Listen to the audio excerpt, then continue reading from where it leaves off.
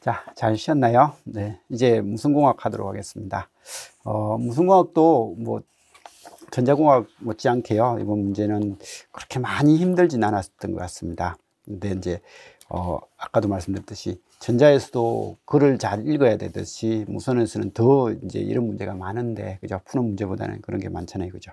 근데 그 말을 제대로 안 읽어서 이게 답을 못 내는 그런 형태가 몇 문제 있었을 것 같고, 그리고 한두 문제는 이게 뭐지라고 하는 문제들도 있었던 것 같습니다. 네, 그런 문제들만 크게 문제 없이만 넘겼다면 그래도 고득점을 낼 수 있는 것 같은데, 공부를 제대로 안 하고 그냥 대충 본 사람들은 의외로 점수가 푹 떨어질 것 같은 그런 문제인 것 같습니다.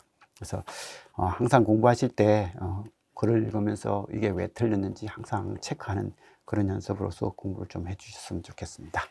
자, 역시 질문사항 있으시면 이제 그냥 글로서 한번 남겨놓으시면 제가 끝내고 답변을 해드리도록 하겠습니다. 1번입니다. 자, 최근에 채널 용량을 따를 때 동일한 시간에 가장 많은 데이터를 전송할 수 있는 이런 무선 통신 시스템은 어떤 거냐라고 했습니다. 뭐 이건 크게 문제 없죠, 그죠? 채널 용량 C는 BW에 로그 2에 1 플러스 SMP. 그래도 통신공학 내용이지만 이거 정도는 우리가 미리 공부를 하자라고 해놓은 문제입니다, 그죠?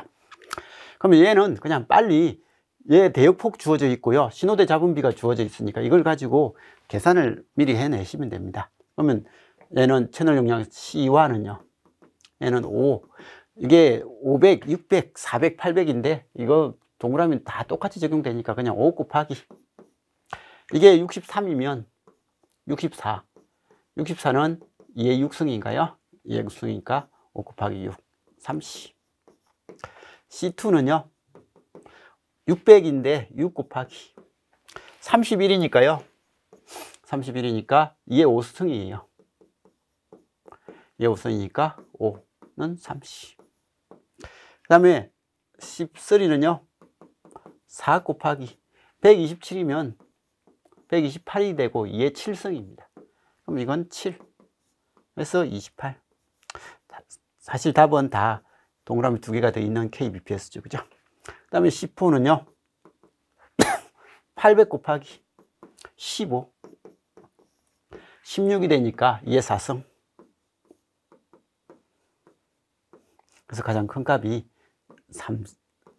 3200 BPS라고 하는 답은 4번이 되겠네요, 그죠? 그래서 크게 문제 없이 풀 수 있는 내용이었습니다, 그죠? 전파의 특성에 대한 설명이다. 옳지 않는 것은, 파장이란 주기적으로 변화하는 에너지 레벨이 한 주기 동안 진행하는 파형, 그 거리, 이 거리를 파장이다 맨날 이야기했던 거고요. 회질이란 경계면에 도달한 전파가 새로운 파원이 되어서 진행하는 현상. 뭐 이게 뭔데라고 하면 이거 우리 영의 간섭 실험 같은 거 할 때 이렇게 뚫려 있다. 그러면 이게 파형 빛이 이렇게 파동이 이렇게 슉 오면 여기에서 이 경계면을 따라서 다시 이게 이렇게 가면서 안 보이는 영역까지 전파가 도달할 때 우리는 이걸 회절이라고 하거든요. 그래서 회절이라고 하는데, 이게 새로운 이 경계면에서 도달한 전파가 새로운 파원이 되어서 여기서 파원이 돼서 다시 이렇게 퍼져나가는 거, 뭐 이런 것들을 회절 관점에서 이야기를 하는 그런 내용입니다. 그래서 이렇게 새로운 파원이 되니까 안 보이는 영역까지 간다는 거예요. 도달된다라는 그런 형태가 될 수 있는 거. 근데 이건 약간 몰라도 나머지가 확실하게 틀린 게 있으니까, 그죠? 크게 문제는 없을 것 같고, 전파의 직진과 반사의 특성을 이용한 것으로서 레이더가 대표적으로 직진과 반사를 이용하는 거고요. 전파의 주파수가 높을수록, 이거 맨날 이야기합니다. 주파수가 높으면 회절이 잘 안 되고 낮으면 잘 되고 높으면 직진성이 좋아지죠, 그죠? 그래서 이런 형태가 됩니다. 자, OFDM을 사용하는 시스템에 대한 설명이다. 옳지 않는 것은 뭐냐? 라고 그렇게 이야기했습니다. 다수 개의 부반송파를 사용하여 데이터를 전송한다. 그래서 OFDM 할 때 맨날 멀티캐리어, 방식이다. 다수 개의 부반송파를 사용한다. 심볼관 간섭을 완화하기 위해서 가드 인터벌, 그죠?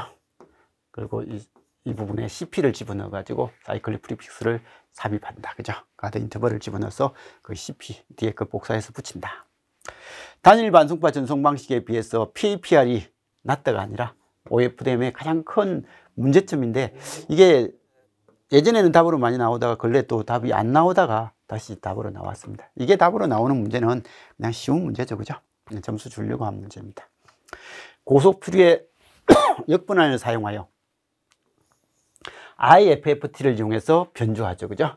FFT를 이용해서 복조하고요. 그래서 이거 IFFT를 이용해서 변조한다. 이것도 좀 잘 기억을 해 놓으시기 바라고요. 맨날 수업 시간에 했던 내용입니다. 위성통신에 대한 설명이다. 옳지 않은 것은 위성과 지구국의 안각이 증가할수록 왕복 지연 시간이 짧아진다. 자, 안각이 뭔데? 라고 하면 여기 지구가 있고, 그죠?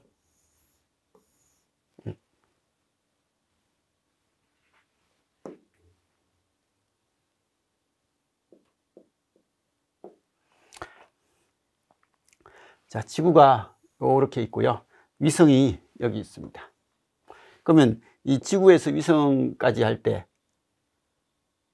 지구의 접선을 지나면서 위성을 향할 때 이 접선 방향과요, 접선 방향과 위성 방향의 사이각, 이 사이각이 세타가 안각입니다. 그러면 안각이 작은 곳은 여기 있을 때인 거예요. 근데 안각이 큰 건요, 내가 여기 있으면 여기가 직선거리잖아요, 그죠? 근데 접선은 이거니까 이게 안각이 되는 거예요. 그래서 안각이 크단 말은 바로 수직으로 내리는 이 위치보다 좀 가까이 있다, 이 위치에 가까이 있다는 거고, 안각이 작다는 말은 여기서 멀어진다라는 그런 내용인 거예요. 그래서 이렇게 되니까 위성과 지구국의 안각이 증가한다. 여기보다는 여기다라는 거죠. 여기면 갔다 오는데 이 길이가 짧아지니까 왕복 지연 시간이 짧아진다 라고 그렇게 이야기하는 거 맞죠, 그죠? 그래서 1번도 조금 어려운 용어입니다. 그렇지만 확실하게 틀린 게 있기 때문에 잘 몰라도 이건 틀리진 않았을 것 같아요, 그죠? 저궤도 위성은 정지궤도 위성보다 왕복 지연 시간이 짧아서 신호의 감도가 좋다. 그래서 저궤도는 아주 낮으니까 당연히 지연 시간이 짧다. 위성 통신에 사용하는 C밴드, C밴드는 4에서 8, 맨날 나오는 거잖아요, 그죠? 일반적으로 위성에서 우리가 수업 시간에 많이 했습니다, 그죠? 여기서 올라갈 때 업링크, 내려올 때 다운링크라고 하면 64, 이런 이야기만 많이 했습니다. 업링크, 상향링크보다 하향링크에서 더 높은 주파수를 쓰는 게 아니라 하향에서 더 높은 주파수를 사용한다라는 거, 이건 틀린 겁니다, 그죠? 디지털 통신 시스템에서 신호 전력을 S, 잡음 전력을 N, 전송 채널 대역폭을 W, 비트 전송률을 R이라고 할 때 비트 에너지 대 잡음 전력 밀도인 EBN0가 가장 큰 것. 자, 이때 EBN0 이 문제가 사실 이번 시험 문제에서는 좀 난이도가 있는 문제, 그러니까 잘 모르는 친구들한테는 난이도가 약간 있는 문제입니다, 그죠?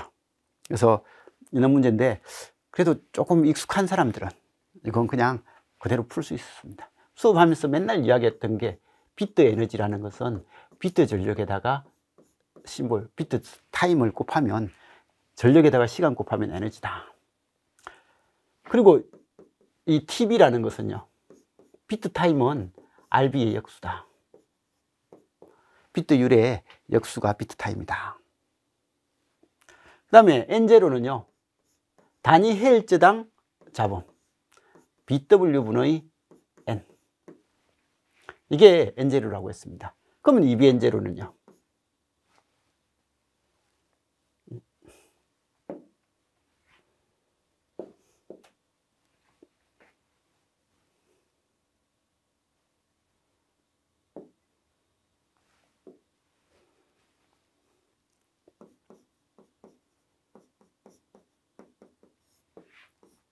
BW분의 N이고요. 이건 S의 TB인데 이건 이렇게 적는 거죠. N이고 RB고요.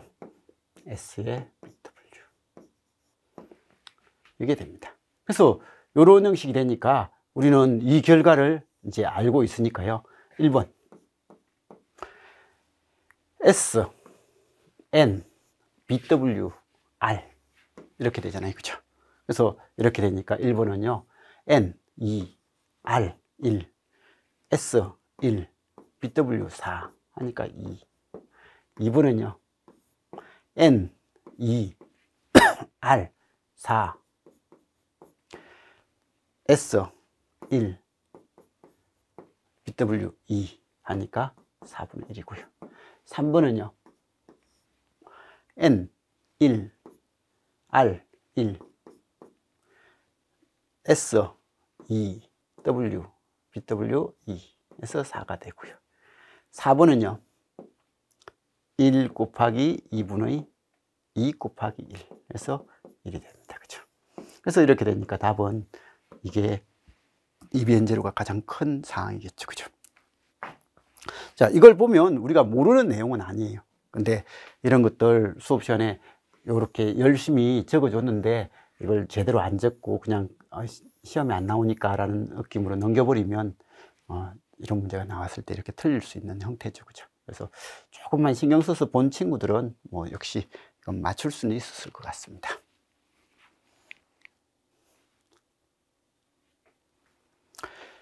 송신기는 300MHz의 주파수하고 16W의 전력을 사용을 하여 자유공간으로 신호를 전송을 한다.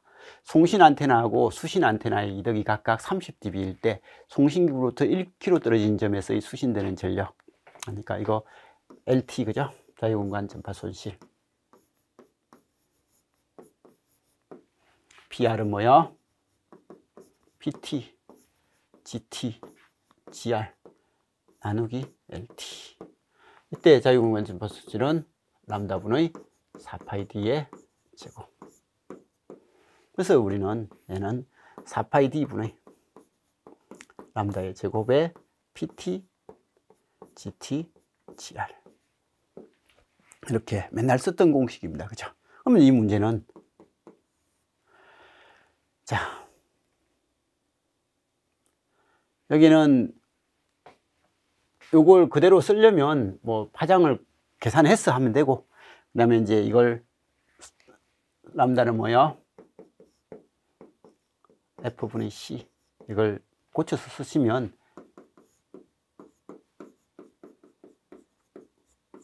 이건 집어넣어서 계산하면 되고, 그죠? 그래서 계산하면 되니까 이거 우리가 이것도 쓰고 이것도 썼으니까 나중에 풀이할 때는 이렇게 풀이하겠습니다. 수업 시간에 할 때는 이거 해야겠지만 오늘은 이걸로 풀게요. 그래서 4파이 D가 얼마요? 거리가 1km. 그 다음에 람다는요, 주파수가 300메가네요. 그죠? 그럼 람다는 1m겠네요. 그죠? 1의 제곱. PT, 송신전력 16W. GT, 안테나 이덕은 전력이니까 30dB는 얼마요? 1000배.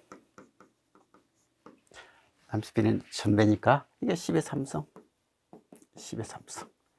하니까 요거 하나, 요거 둘. 그죠? 같은 거 두 개 제곱이니까 없어지면 얘는 16파이 제곱분의 16이 돼서 이것도 없어지니까 파이 제곱분의 1 라는 이런 값이 나옵니다. 그죠? 그래서 이거 맨날 이야기했던 LT입니다. 그래서 알아서 봐두시면 되고요. 주파수가 20kHz인 정연파 신호를 100MHz의 반송파로 주파수 변조하여 최대 주파수 편의가 500kHz가 되었다. 카슨 법칙을 이용하여 구한 변조 신호의 대역폭과 변조 지수를 바르게 설명한 것은 하는데, 뭐 이거 맨날 했던 겁니다. 그죠? 변조 지수 M은요, FM분의 델타 F 20kV분의 500kV.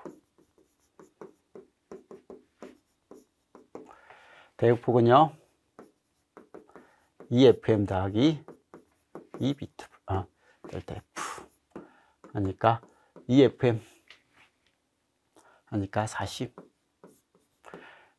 여기는 500의 2배 1000. 그래서 1040. 그래서 답은 1번. 뭐 이렇게 구하는 건 진짜요. 이건 편하게 문제를 풀 수 있었던 것 같습니다. 그죠? 자, 이 문제도 잘만 읽으면 되죠. 그죠? 디지털 변조 방식인 ASK, PSK, FSK, QAM에 대한 설명이다. 옳지 않는 것. 이진 변조하고 동기식 복조를 사용할 때, 그래서 동기식 복조를 사용할 때 동일한 비트 오류를 얻기 위해서 EBN제로는 PSK 방식이 FSK 방식에 비해서 더 적다. 그러니까 동일한 오류 확률을 얻기 위해서 요구되는 EBN제로는 PSK가 더 작다. 그죠? 그래서 맞습니다. 그죠?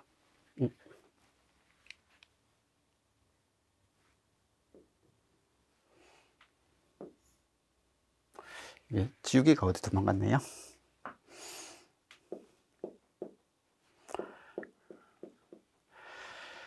자, 그 다음에 ASK하고 FSK는 동기식 복조가 가능한 반면에 비동기식 복조가 가능하므로 수신기에서의 복잡도를 낮출 수 있다. 그래서 맨날 이야기했던 겁니다. ASK나 FSK는 동기, 비동기 다 가능한데, 그죠? 다 가능한데, 동기식은 복잡하지만 SMB가 좋고, EBN제로가 좀 낮게 요구되고, 낮은 걸 써도 되고, 그 다음에 비동기식은 좀 단순하지만 요구되는 EBN제로가 조금 높다. 뭐 이렇게 이야기했습니다. 그죠?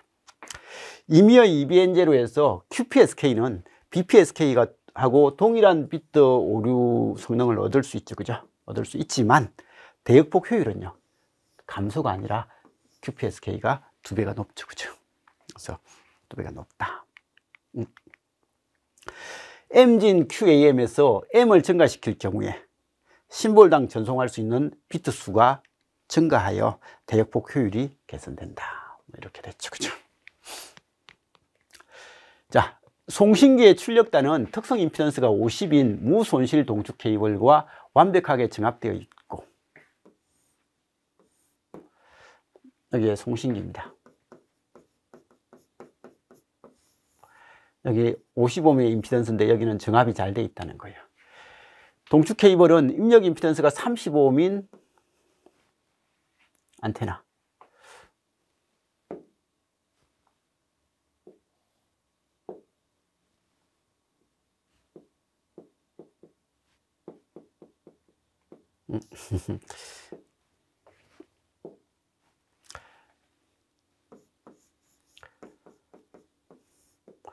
여기 55mm 동축 케이블이 있고요. TX가 있고 여기 안테나가 있는데 이 안테나는 여기 35mm라는 거예요. 35mm 안테나하고 연결되어 있다. 송신기에서 안테나로 64kW의 전력, 64W의 전력을 공급을 해줬다. 이때 그러면 전달돼 주는 PF, 송신 전력이 있을 건데 여기서 매칭이 제대로 안 됐으니까 반사가 될 거예요. 이 PR, 송신기에서 반사되는 신호 전력은 얼마인가 라고 그렇게 이야기했습니다. 그죠? 그래서 이렇게 됐는데 이 문제는 사실 보기에 16이라는 보기가 있었으면 학생들도 헷갈리는 사람이 좀 있었을 겁니다. 근데 16이라는 보기가 없잖아요. 그죠? 그러면 반사계수를 한번 구해보면 반사계수 감마는 30 플러스 50분의 30 마이너스 50의 절대치가, 특별한 말이 없으면 절대치 하면 된다고 했죠. 특히 전력에서는 무조건 절대치입니다. 80분의 20이 되니까 얘는 4분의 1이에요. 그래서 반사계수 4분의 1이니까 64가 들어왔으니까 4분의 1, 16. 그래서 16을 찍으라 라고, 보기가 16이 있었으면 16을 찍은 사람이 좀 있을 거예요.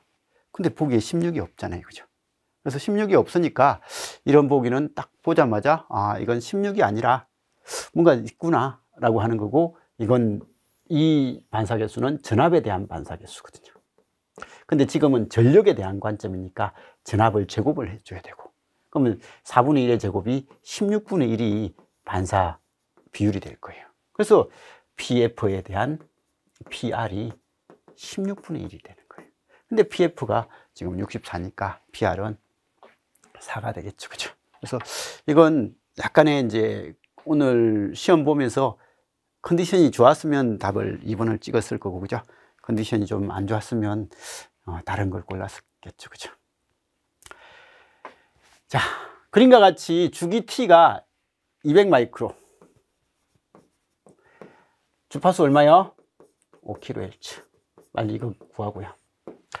이렇게 되는 사각파 정보 신호를 1MHz의 반송파로 진폭 변조할 때 변조된 신호에 나타나지 않는 주파수 성분은 라고 그렇게 이야기를 했습니다. 자, 이 문제 근래에 참 많이 나옵니다. 그죠? 뭐가요? 이게 구형파잖아요. 맨날 수업할 때 구형파에서 기본 주파수가 1메가면요, 여기는 1메가가 아니라 5kHz니까 여기는 항상 기본파, 3차 고조파, 5초 고조파, 7차 고조파 이런 것들의 조합으로 이루어져 있다고 했잖아요. 그래서 여기는 15kHz하고 이게 1차, 3차, 5차 하면 25kHz, 35kHz 이런 것들로만 이루어져 있는 거예요. 맞습니다. 그래서 이런 주파수 성분으로 이루어져 있잖아요. 그죠? 그러면 이렇게 이루어져 있으니까 신호파가 이렇게 돼 있는 거예요. 5kHz, 15kHz, 35kHz, 25kHz 이렇게 돼 있는 거고, 그러면 변주하면 맨날 우리가 변주했잖아요. 그죠? 그래서 반송파에 이렇게 실으면 FC가 있으면 여기는 변조된 결과에서는 FC 또 LC일 수도 있고 SC일 수도 있으니까 FC는 LC라고 하면 있다고 하면 그게 더하기 5kg 더하기 15kg 더하기 25kg 빼기 5kg 빼기 15kg 빼기 25kg 이렇게 되잖아요. 그죠? 그래서 이렇게 되니까 얘가 1000이잖아요. 그죠? 여기는 1005, 1015, 1025, 얘는 955, 995, 985 이런 신호들의 합으로서 이루어질 거다라고 하고, 얘는 2차 고조파잖아요. 그죠?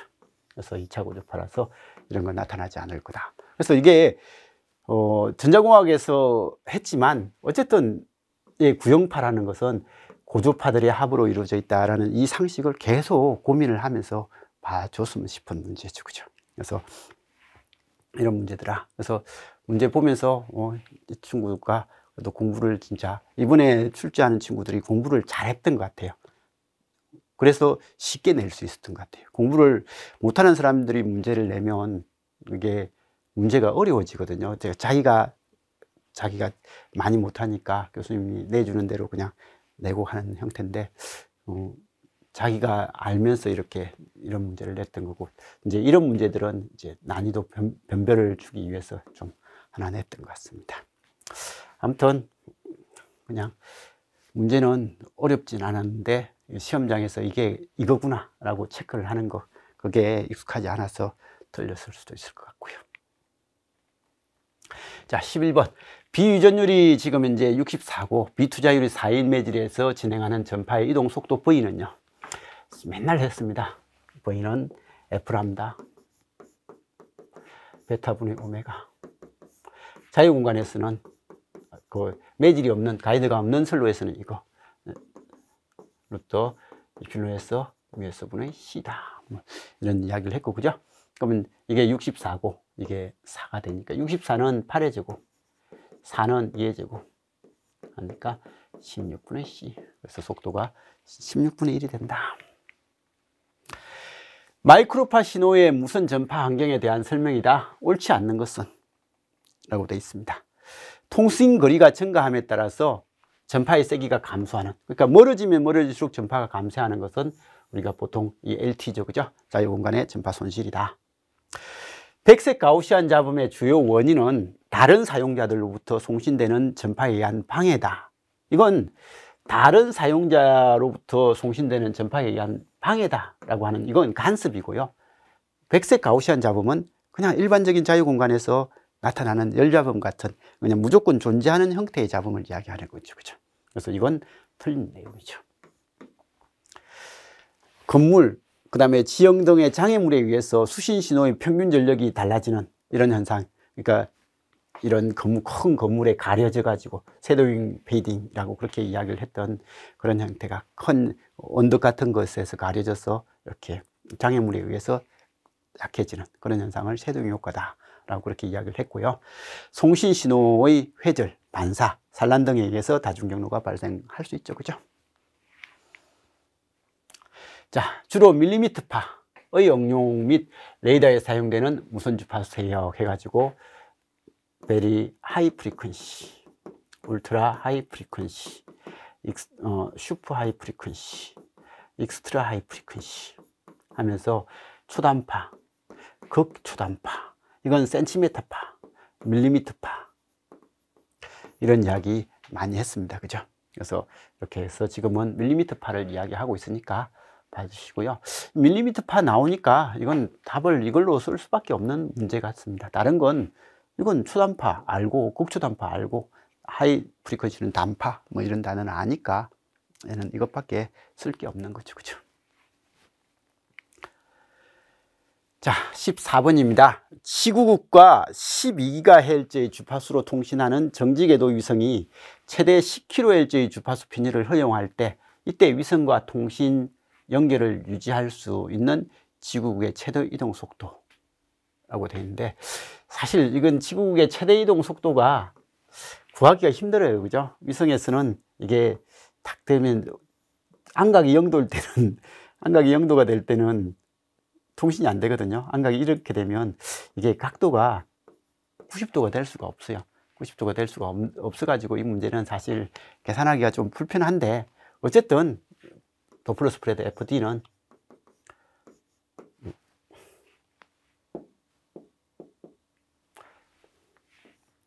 뭐야? 람다분의 속도 V의 코사인 세타, 플러스 마이너스는 적을 수 있고. 그죠? 근데 이 문제는 세타 이야기는 안 했습니다. 이건 1로서 뒀습니다. 왜요? 최대라고 했기 때문에. 근데 위성에서 이게 세타가 0이 되는 경우는 이게 안각이 0이 되는 경우밖에 없어 가지고 사실은 이건 좀 불편한 형태입니다.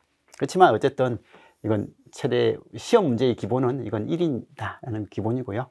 그러면 지금 이제 12기가 F람다는 속도 V인데 12기가로 되면 이게 빛의 속도 C고, 그죠? 그러면 람다는 얼마요? F는 12기가니까 12기가 분의 300메가.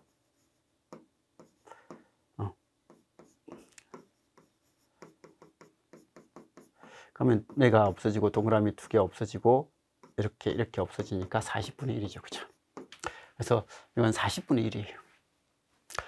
그리고 속도 V를 물어봤고 FD를 최대 10km니까 10km는 람다분의 V 40분의 1분의 V. 그래서 V는 얼마요? 40분의 1 곱하기 만, 그러니까 250. 뭐 이런 형태 정도는 푸는 데는 크게 지장이 없을 겁니다. 그 다음 산수니까 충분히 알아서 할 수 있겠죠. 그죠? 이것도 맨날 이야기했던 겁니다. 펄스 폭이 1마이크로세컨면 최소 탐지거리, 거리 분해능, 레이더에서 거리 분해능이나 최소 탐지거리는 이게 1마이크로세컨가 갔다 오는 거니까 300m, 갔다 오는데 300m니까 가는 데는 얼마요? 150m. 이 문제도 보기가 300이 하나 있었으면 그래도 문제가 조금 뭐 틀린 사람도 있고 할 것 같은데 300m가 없으니까 누구나 다 150을 풀었을 것 같은 그런 문제입니다. 그죠? 자, 그러면 이동통신 시스템에서 주파수 재사용을 위해서 인접한 3개의 셀을 하나의 클러스터로 구성한 것이다. 셀 반경이 3km이고 각 셀의 주파수 대역폭을 균등하게 할 때 동일 주파수 대역을 사용하는 셀 중심 간의 최소 거리는 얼마인가. 이 클러스터를 3을 써가지고 하는 일은 거의 없는 것 같은데 어쨌든 지금 이제 3을 썼어요. 3을 썼으니까 최소 탐지 거리 D는요 루트 3K의 R. 탐지 거리가 아니라 어디요? 재사용 거리요. 재사용 거리가 루트 3KR이다 라고 하는 이런 게 있으면 지금 K가 재사용 개수니까 이건 3R이다. 반경이 2km니까 6km다. 뭐 이렇게 푼 사람도 있을 것 같고, 그 다음에 이 문제는 잘 보면요, 여기 반지름이에요. 여기 반경이 R이거든요. 근데 정육각형이에요. 정육각형은 여기도 R이고 여기도 R이에요. 그리고 이게 정육각형이에요. 한 변의 길이가 R이에요. 그러면 이것도 R이고 이것도 R이고 또 여기 1번도 R이죠. 그죠? 그래서 R. 그래서 그냥 그림을 봐도 3R이 되죠. 그죠? 3R이 되고 여기는 6km가 됩니다. 그죠? 그래서 여기서 여기까지 가는 거리도 한번 해보시면 됩니다. 이거 R, 3R. 뭐 이렇게 쉽게 나오죠. 그죠? 답은 6km가 될 것 같고, 얘는 보기가 너무 안 좋아요. 보기가 한 4, 5, 6, 7 뭐 이렇게 됐으면 좋겠는데 6, 7, 8, 9가 돼가지고 너무 이상해요. 자, 17번요. 정보신호 MT가 2 플러스 5 사인 2파이T를 반송파 전송 양측파대인 더블 사이드밴드 TC 형태로 변조하여 AC 플러스 MT의 코사인 2파이 FCT 신호를 생성할 때 불확성 검파가 가능하도록 하는 AC의 최소값은요? 라고 그렇게 이야기를 했습니다. 뭐 이 문제의 의도는 알겠습니다. 문제의 의도는 당연히 지금 이제 이런 신호잖아요. 그죠? 2를 기준으로 해서 지금 이렇게 돼 있습니다. 이게 7이고 마이너스 3이죠. 그래서 이런 신호가 있는데 이 신호에서 변조해 가지고요, 불확성 검파가 가능하도록 이 최소값을 구하라 라고 하면 이 AC 플러스 MT의 합이 1보다 작으면 안 되죠. 그죠? 0보다 작으면 안 됩니다. 0보다 작은 부분이 존재를 하면 불확성 검파를 할 때 문제니까. 그래서 여기는 그냥 완전하게 푸는 방법은 이겁니다. AC 더하기 MT의 크기가 0보다는 커야 되는 거예요. 절대치를 굳이 필요 없이 이 크기가 0보다 작은 경우가 생기면 안 되는 거예요. 0보다 크거나 같은 건 상관없을 거고요. 그래서 이런 형태가 되니까, 그러면 AC는 뭔지 모르지만 2 플러스 5 사인 2파이 T가 되는데 이게 0보다 커야 되거든요. 그럼 이 값의 가장 작은 값이 마이너스 5니까 이건 항상 0보다 큰 값을 가져야 되거든요. 그럼 여기는 마이너스 5니까 이게 3이다. 3이 되니까 얘는 AC의 최소값을 3으로 해서 하면 3 이상의 값만 되면 무조건 꼭대기는 찾아낼 수 있다라는 그런 내용이죠. 그죠? 그래서 그렇게 해서 답을 내는 건 뭐 할 수 있을 것 같습니다. 그죠? 근데 이제 이렇게 해서 불확성이 되면 불확성 검파는 가능은 해요. 가능은 한데 이런 신호는 수신 측에서 이제 이걸 3을 해서 올리면 어쨌든 5에서 이런 모양이 될 거니까 AM 변조를 하면 마이너스 5에서 이런 형태가 돼서 실제로 날아가는 판은 이게 날아가잖아요. 그죠?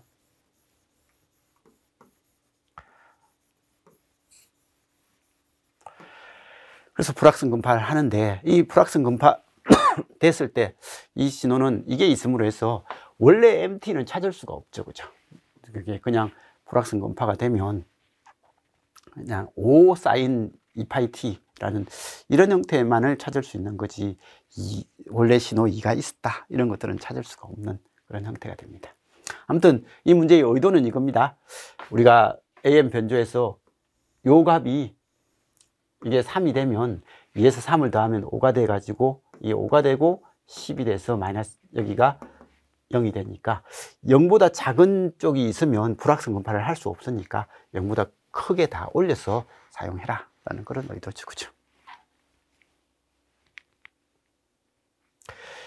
반송파 의압 양측파대인 더블 사이드 밴드 SC 방식으로 변조된 신호 SMT에 대한 복조기 구조가 그림과 같을 때 곱셈기 출력 신호 YT의 스펙트럼 YF가 어떻게 되냐. 여기에 복조기입니다. 여기 들어온 신호는 이거죠. 그죠? 그럼 여기에 코사인 2파이 FCT를 곱해요. 그럼 여기 나오는 신호 YT는요. yt는 어떻게 된다고요? 얘는 mt 곱하기 코사인 2파이 fct 곱하기 코사인 2파이 fct죠. 그죠? 그래서 그냥 이런 형태가 될 거다라는 거 정도는 봐두시고, 그러면 이건 얼마요? 2분의 1이죠. 그죠? 1 플러스 코사인 2 4파이 fct 이렇게 될 겁니다. 즉 이건 얼마요? 2 곱하기 2파이 f 이렇게 되겠죠. 그래서 주파수가 2배로 커졌습니다. 이렇게 적지 말고 이렇게 적을까요? 2파이 f 곱하기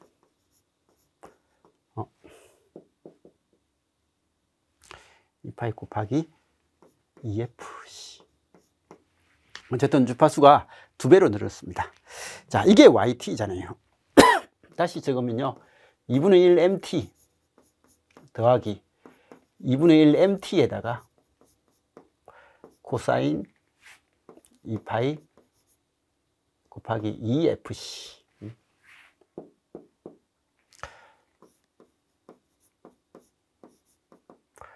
이런 형식이 됩니다. 그럼 이제 이걸 퓨리에 변환해라. 그래서 mt에 대한 퓨리에 변환은 mf라고 했으니까 얘에 대한 퓨리에 변환은요, 퓨리에 변환은 그냥 2분의 1 mf, 이게 끝이에요. 근데 우리가 알다시피 코사인 2파이 fct에 대한 퓨리에 변환은 2분의 1의 델타의 f-f0 플러스 델타의 f 플러스 f0 이게 있습니다. 그리고 시간 영역에서의 곱이 있거든요. 그럼 주파수 영역에서는 이건 2분의 1 mf거든요. 근데 시간 영역에서 곱은 주파수 영역에서는 뭐가 된다고요? 컨볼루션이 됩니다. 컨볼루션 되고 요 값이 여기 들어가죠. 여기 들어가면 나온 결과가 이 2분의 1하고 이 2분의 1이 되니까 4분의 1에 m에 이 주파수가 여기 2f입니다. 이 주파수가 이쪽으로 다 들어가요. 그래서 f-2fc 플러스 4분의 1에 f 플러스 2fc 이런 식이 될 겁니다. 그래서 그냥 이런 식이 된다라는 것 정도는 봐두시고요. 이건 뭐 통신 이론 하면서 앞으로 많이 할 거고, 그래도 이거 정도는 우리 수업에서 이제 알아 놓으셔야 될 것 같습니다. 그죠? 이런 퓨리에 변환 정도는 우리 시험에서도 이제 나오고 있으니까. 그죠? 그래서 답은 주파수가 2배 된다라는 이것만 잘 알아도, 이거 둘 중에 하나고, 곱하면 2분의 1이니까 이게 아니라 요걸 거다. 뭐 이것만 알아도 찍을 수는 있잖아요. 그죠? 그래서 찍을 수 있으니까 그냥 알아서 봐두시고요. 정방성 방사기가 40W의 송신 전력으로 신호를 방사할 때 1km 떨어진 점에서 전력 밀도는요 라고 그렇게 이야기를 했습니다. 그래서 포인팅 전력이죠. 그죠? 거리 D만큼 떨어진 4파이 D제곱분의 전력 PT, GT. 근데 지금 등방성 안테나니까 PT가 1이에요. GT가 1이에요. 그러니까 얘는 4파이 곱하기 1kg니까 10의 3승 곱하기 10의 3승 분의 40W 가 되니까, 이거 마이크로로 물어봤으니까 10의 마이너스 6승은 됐고, 그죠? 그러면 이거 없어지니까 파이분의 10 마이크로와트 퍼 미터 제곱. 뭐 이런 형태. 이거 가장 기본 공식이었죠. 그죠? 포인팅 전력의 기본 공식이었습니다. 자, 그림은 펄스 부호 변조된 이진 데이터. 그러니까 이게 지금 펄스 부호 변조가 되고 이진 데이터가 이게 있다는 거죠. 이거에 대해서 차동 부호화를 사용을 한대요. 차동 부호화는 뭐 이런 게 있다라는 정도만 이건 형태가 돼 있으니까, 아, 이런 거구나. 지금 이제 추기값이 1이 있었는데 1에서 0이 되니까 서로 다르니까 0. 0하고 1이니까 서로 다르니까 0. 0하고 1이니까 서로 다르니까 0. 0하고 0이니까 서로 같으니까 1. 1하고 1이니까 같으니까 1. 1하고 0이니까 다르니까 0. 0하고 0이니까 같으니까 1. 1하고 1이니까 같으니까 1. 이렇게 자동 부호화된 데이터가 되고요. 이걸 지금 이제 뭐야? 양극성. 그죠? 폴라 방식으로서 부호할 때 1, 0, 1, 0, 1. 이렇게 지금 이제 부호화 코드로 만든 거죠. 그죠? 전송 부호로 만들었습니다. 그리고 이 전송 부호의 결과는요, 사실은 이거예요. 이 차동 부호라는 것은 디퍼런셜이라는 단어가 들어오면 0일 때는 상태 변화를 해요. 시작점에서 상태 변화를 하고 1일 때는 상태 변화를 안 해요. 그리고 0일 때는 또 상태 변화를 해요. 1일 때는 상태 변화 안 하고요. 또 0일 때니까 상태 변화를 해요. 그리고 0일 때니까 또 상태 변화를 해요. 1일 때는 상태 변화를 안 해요. 그래서 이게 차동 부호화입니다. 0일 때는 상태 변화를 하고 1일 때는 상태 유지를 하고 하는 이런 코드를 지금 차동 부호 코드다라고 그렇게 이야기를 합니다. 그래서 이거에 대한 설명이다. 옳지 않는 것은이라고 물었습니다. 1번에 차동 부호화된 데이터의 양극성 NRG를 이용하여 라인 코딩을 했다. 그래서 지금 라인 코딩 된 신호는 복극 NRG죠. 그죠? NRG입니다. NRG고 양극입니다.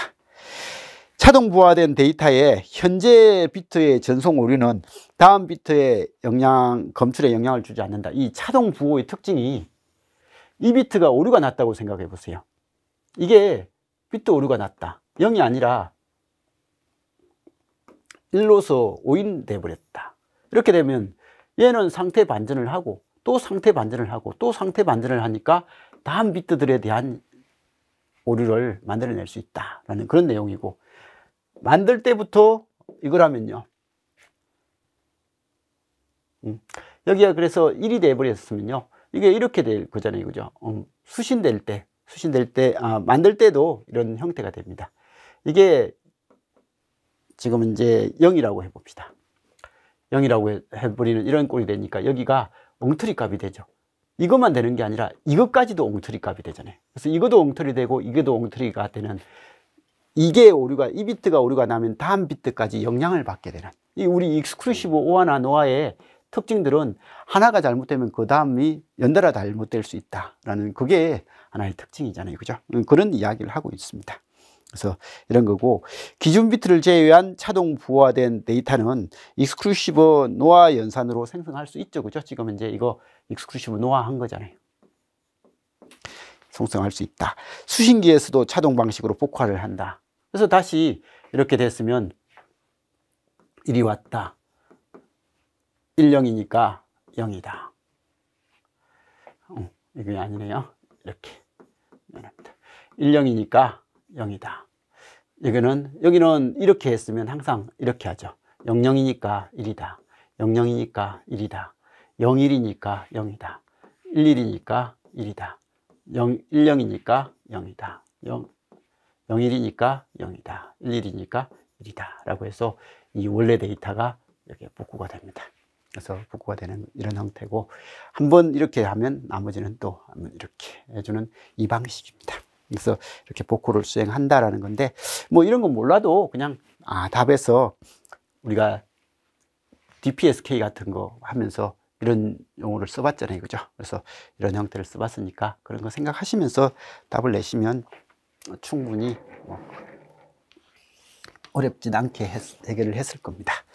그래서 아무튼 지금 우리가 문제를 풀어봤는데, 여기서 지금 글자가 올라온 게 이번 시험에 90점 정도면 잘 받은 건가요? 라고 했는데, 진짜 90점을 받은 사람이 만일에 국가직 합격 준비를 합격을 하려고 열심히 공부한 사람이라면요, 잘 받은 겁니다. 이 시험 문제는요. 왜냐하면 시험 내가 합격하려고 하면 긴장을 많이 하게 되고, 그리고 국어, 영어, 국사 풀고 이 시간 할애해 가지고 하면 시간이 없거든요. 예, 그런 상황에서 이 점수를 받으면 꽤 잘 받은 거고요.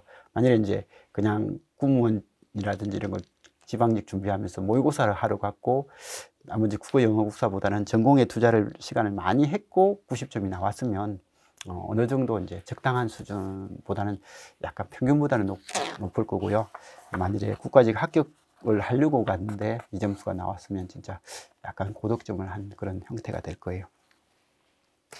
그리고 10번이 조금 어려운다고 한 것 같은데, 10번이 우리가 풀어서 아마 풀이 과정 들으면서 라는 생각을 하셨을 겁니다.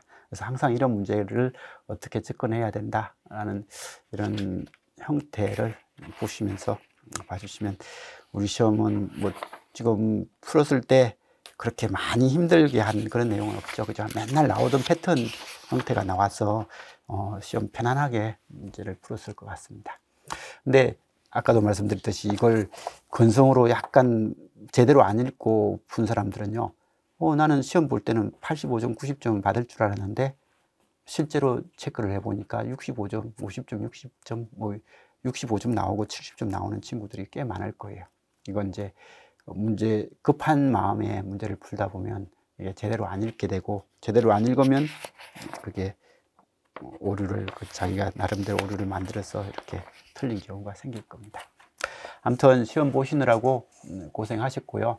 국가직이 목표였던 분들은 국가직 시험 마무리 잘 하셔서 꼭 합격하시기 바라고, 지방직이나 다른 공무원 시험 준비하시고 7급 준비하시는 분들은 남은 시간 동안 정리 잘 하시고, 그리고 자기가 시험 봐봐서 알겠지만 자기가 뭐가 부족한지를 이제 조금 느꼈을 겁니다. 그래서 부족한 부분을 남은 시간 동안 잘 채워가지고 올해 원하는 시험 꼭 합격하시기 바랍니다. 자, 이상입니다.